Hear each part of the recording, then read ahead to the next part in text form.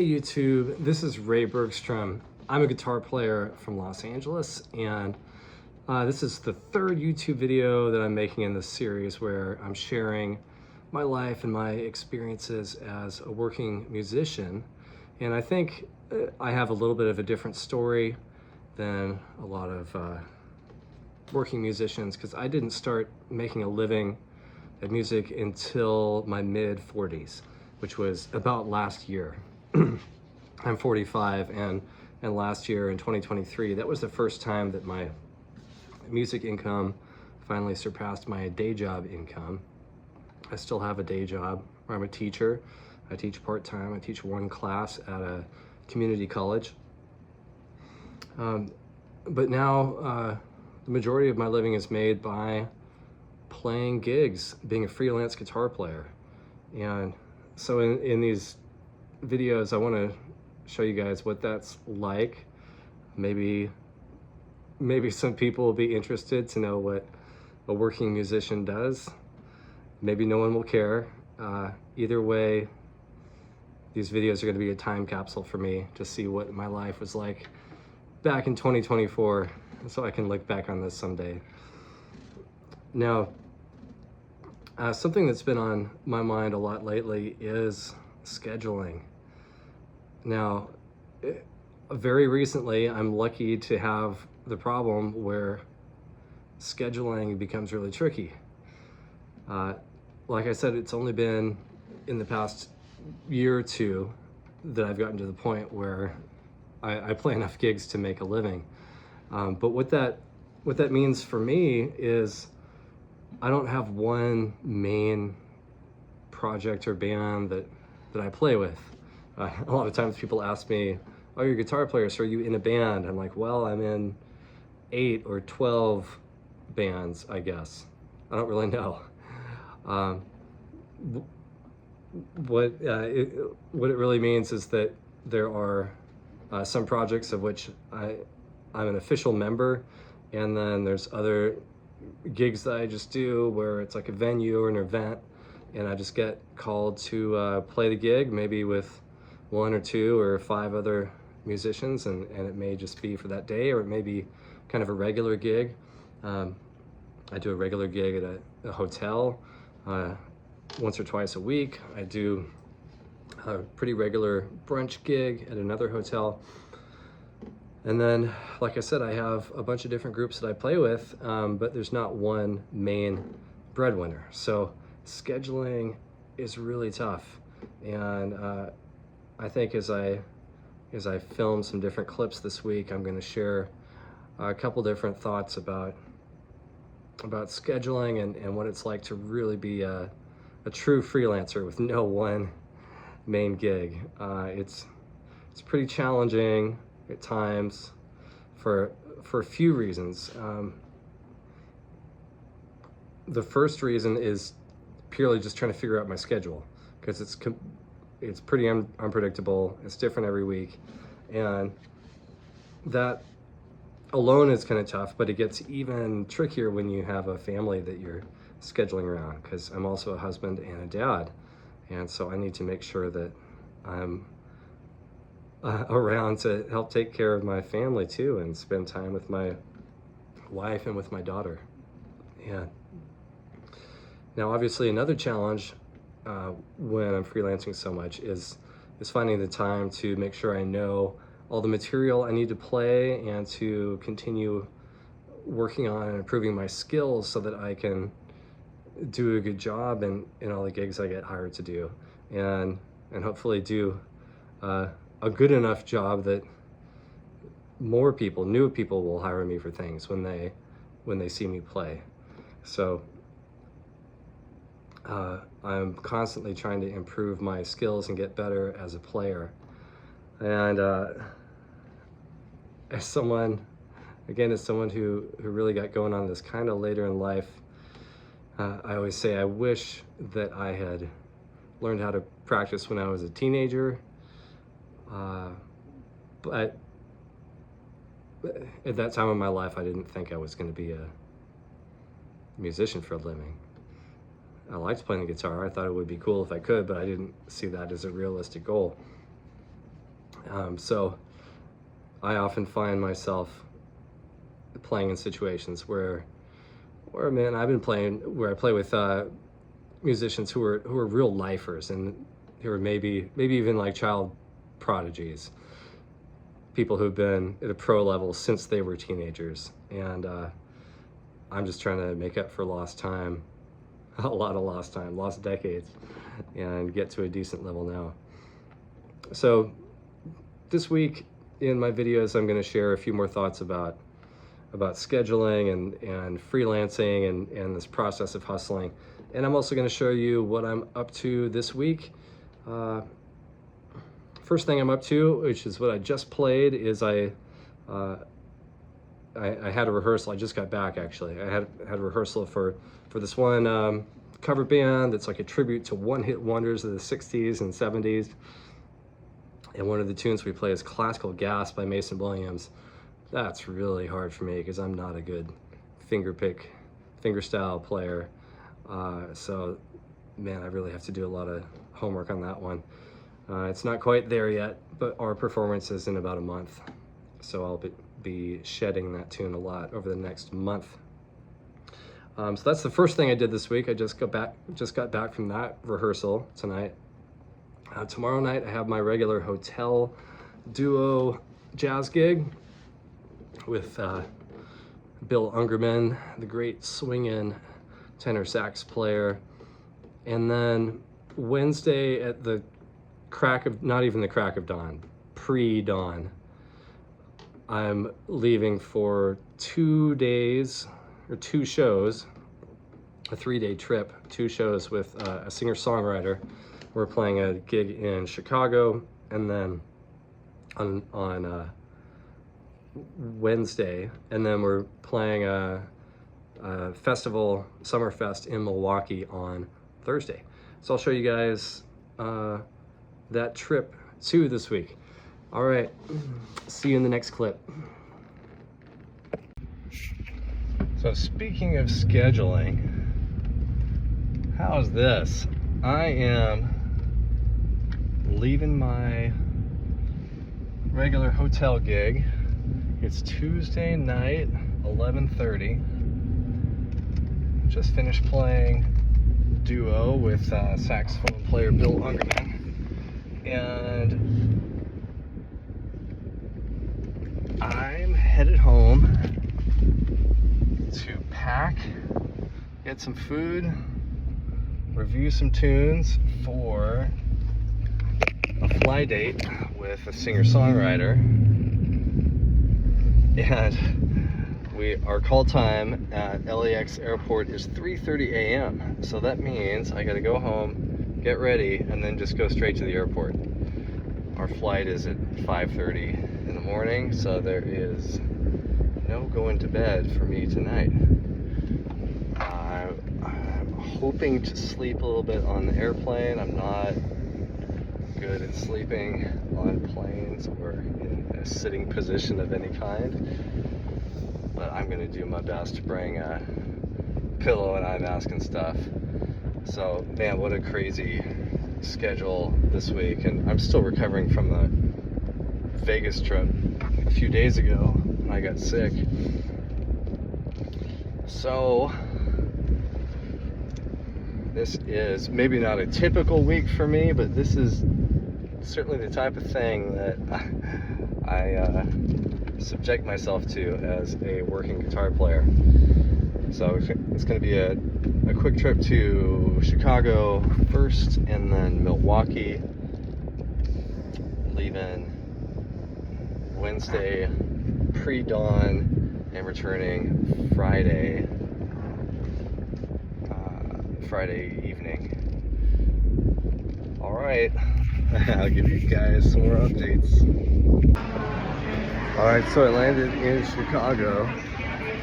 Been a pretty long journey overnight, but I surprised myself and I managed to sleep on every leg of the trip. We flew from LA to Dallas, then had a layover, and then flew Dallas to Chicago, and I managed to get some sleep on both flights and during the layover, so I actually feel okay. Now we're getting our luggage, and Gonna head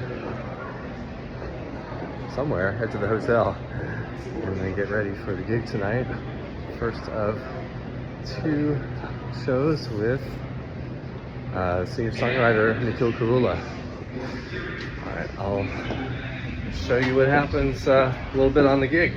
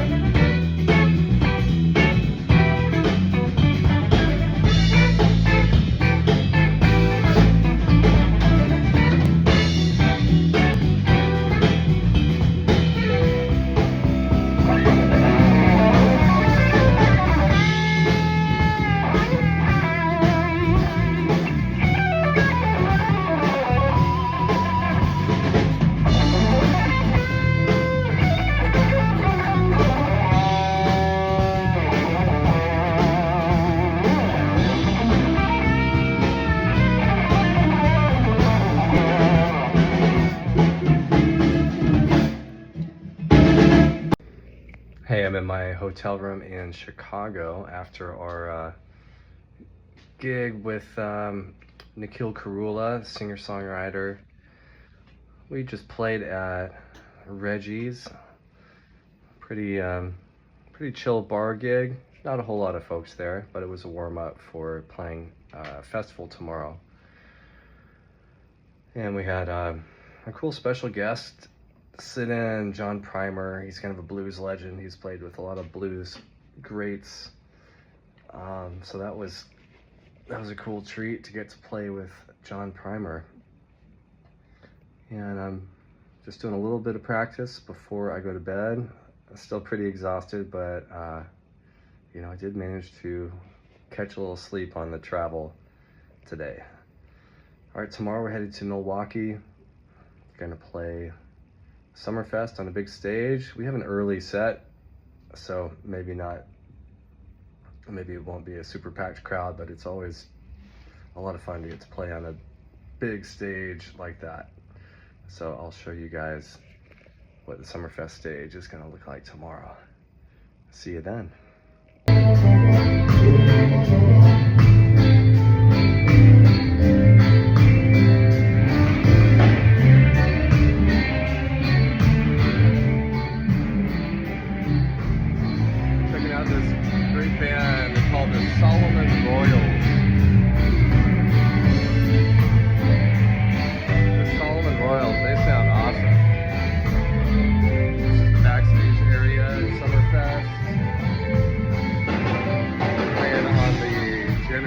Stage used to be the Harley Davidson stage. And we got a little green room back here.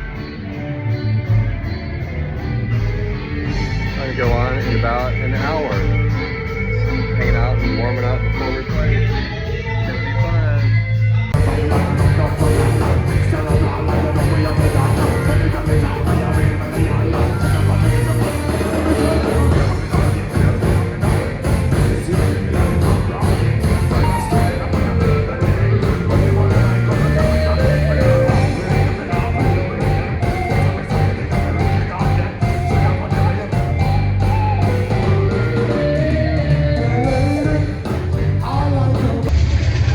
Sound check time on the Generac Summerfest stage.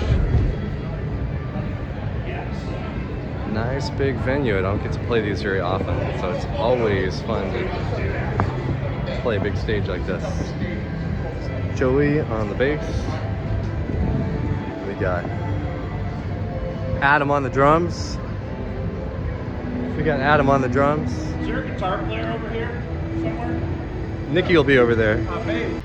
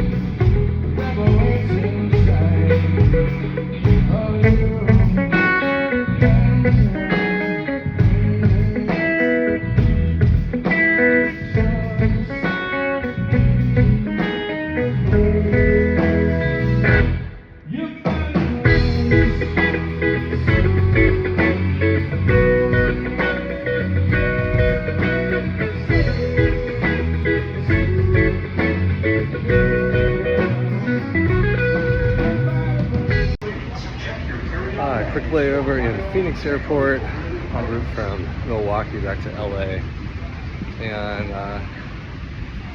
I'm already dealing with schedule Tetris.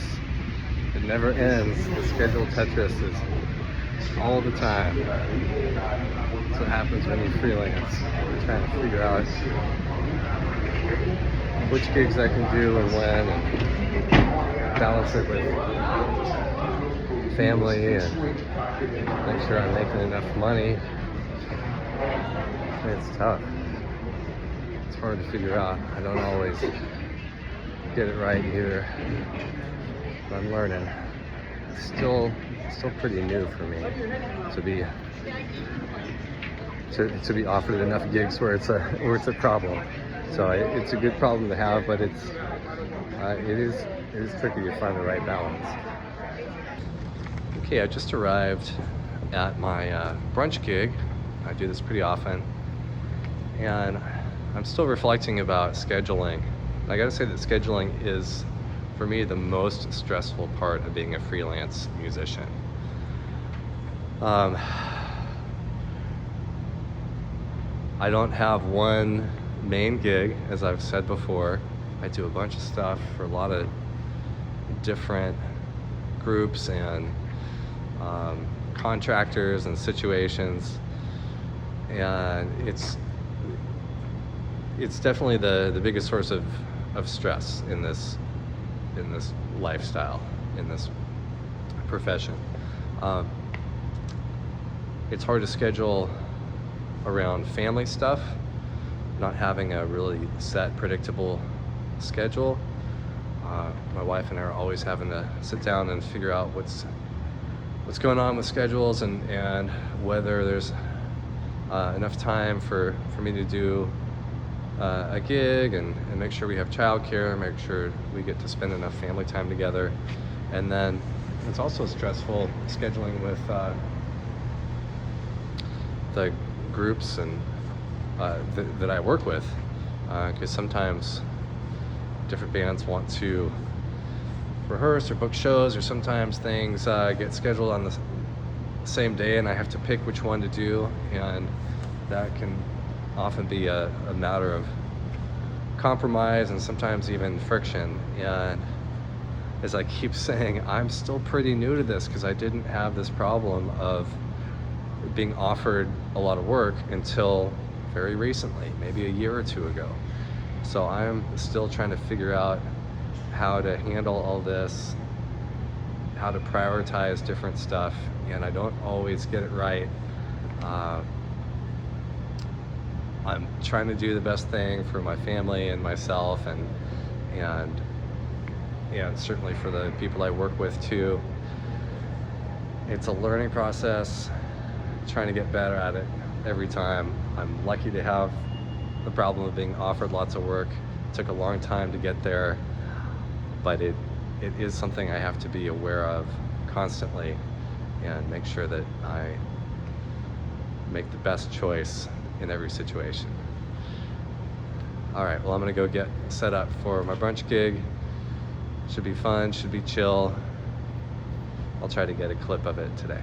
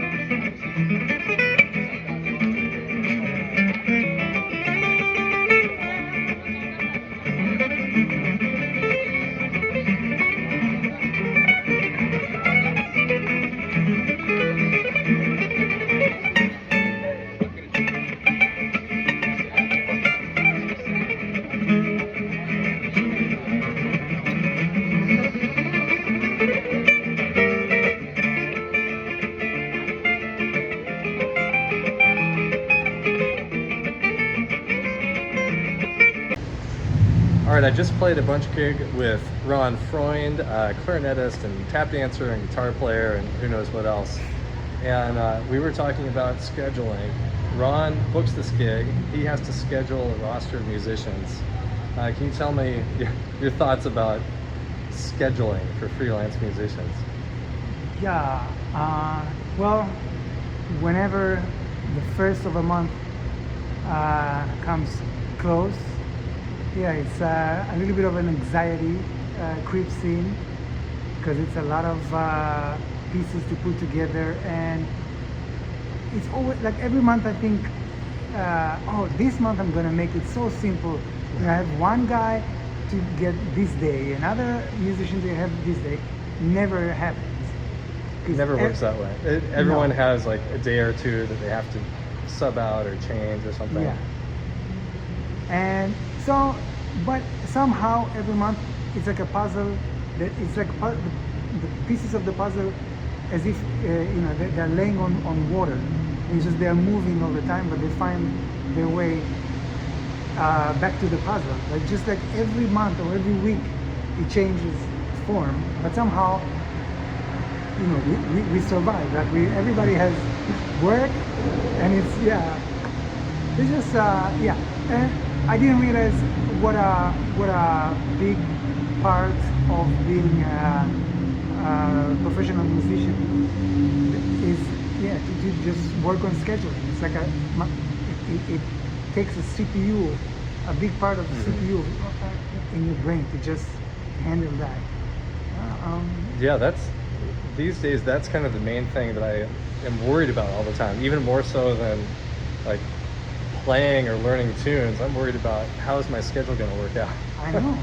And when you're kids, when you're married or whatever, you're in a relationship, and you try to have all of that, you know, organize all of that, it's super challenging. Yeah, it is. All right, thanks, Ron. All right.